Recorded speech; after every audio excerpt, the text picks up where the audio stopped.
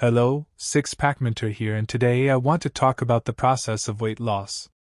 We all wanted to lose those extra kilograms at some point. Stick around until end of the video and find out what is best possible way to lose that weight without wasting your time on more YouTube videos and forum posts any further. Enjoy. Weight loss. Many people start their weight loss journey without knowing what they actually want and possibly end up disappointed or just can't keep up with the program. Talking about weight loss, there are a few types and methods and they overlap at some point. 1. Burning stored fat. 2. Losing water from your body, and 3. Losing muscle mass. Water loss, for example, in sauna is a method UFC fighters use during preparation for fights so they could match the weight class requirements. Often gaining weight really quick but also losing it. It is the fastest way of losing weight but leads to dehydration and can cause many health risks. On top of that, you don't really look very different, and it's mostly just numbers on scale going down. Muscle loss is also not the way you want to go, because after your diet, if you lost a lot of muscle mass, you won't look the way you expected to and will end up disappointed.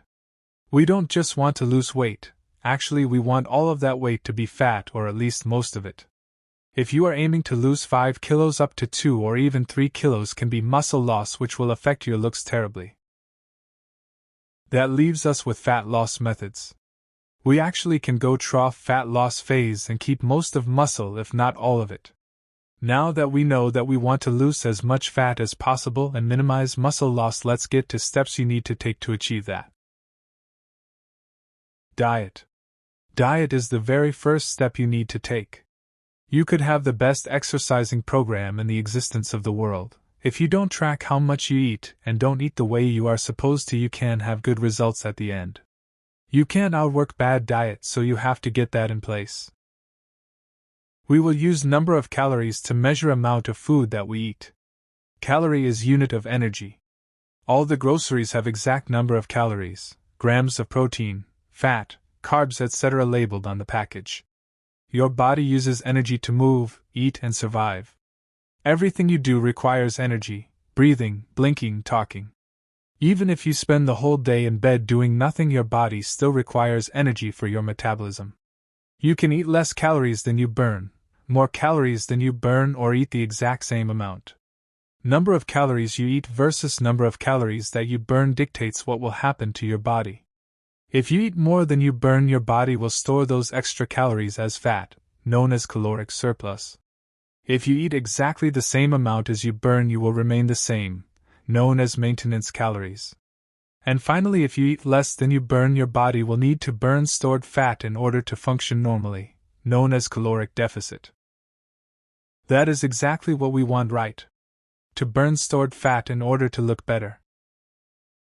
TDE stands for Total Daily Energy Expenditure. It is the total amount of energy person uses in a day. We get this number of calories when we take BMR, basal metabolic rate, number of calories our body spends just for existing, and add number of calories we spend in activities throughout the day. There are various calculators online you can use to find out these numbers by entering your age, height, weight, type, and duration of exercise. Let's say that today you burned a total of 3,000 calories. If you aim to lose fat, you need to keep number of calories you eat today lower than 3,000, such as 2,900 for example. In this case, you find yourself 100 calories in deficit, meaning that your body burned 100 calories worth of stored fat today. In order to burn 1 kilogram of stored fat, you need to be in total of 7,700 calories deficit during some period of time, like a week, 2 weeks, 3 weeks, or a month.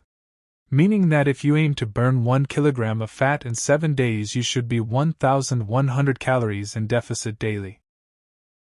But here is the catch: the bigger daily deficit you are in, the tougher it will be for you to sustain it. You will experience more hunger and diet fatigue, which I will talk about as well. Also, you have higher risk of losing muscle mass because our body can break muscle tissue and use it for energy. Gym training. That is why you need to incorporate diet with exercise. It is far easier to sustain diet plan where you eat 3,000 calories daily and burn 35, 50, 550 calorie deficit, than it is to eat 2000 and burn 2550, also 550 calorie deficit. Because in first case deficit represents smaller portion of calories that we eat, in first case about 17%, then in second case where it's much bigger, about 25%. Also, in order to keep muscle mass you need to use it so your body doesn't break it to be used as energy. By using it I mean engaging in resistance training at the gym. If you are going to the gym 3 times per week and train hard enough, your body knows that muscle mass is needed for physical activity, and that it can't be used for energy because it's important, and already in use. Basically redirecting your metabolism from partially consuming muscle to zero or very low muscle consuming. So now the only way for our body to get that missing energy is from stored fat. Keep in mind that your muscles need protein to repair. You also need to get enough grams of protein daily in order to keep your muscles. There are many discussions about what the ideal number is, but most of lifters keep it between 1.2 grams to 2.2 grams of protein per kilogram of body weight. The best way to burn fat is to incorporate diet with gym training and some slow forms of cardio such as walking. The reason walking is better than running is because running will drain you out quickly and take sugars from your blood really quick. Meanwhile, walking about 10,000 steps per day is really good if the goal is fat loss. Just make sure to count calories you burn at the gym and walking so that you don't end up in huge deficit. There are many researches that support these claims. How many calories should you be in deficit? Very often asked question, how big deficit needs to be. Anything below 250 calories in deficit daily won't get you noticeable results, but also anything above 750 to 1,100 calories in daily deficit risks you muscle loss. All taught you train at the gym and eat enough protein. These numbers vary from person to person. Someone might be in 400 calories deficit and still lose some muscle, while the other person might endure 1,100 calories deficit without much or even no muscle loss. So the perfect spot for most people would be 550 up to 750 calories deficit daily for noticeable results and minimal risk of muscle loss. For example, 550 calories daily for 7 days adds up to 3,850 calories, which is half a kilogram of stored fat weekly. That is a great number. How long to diet for?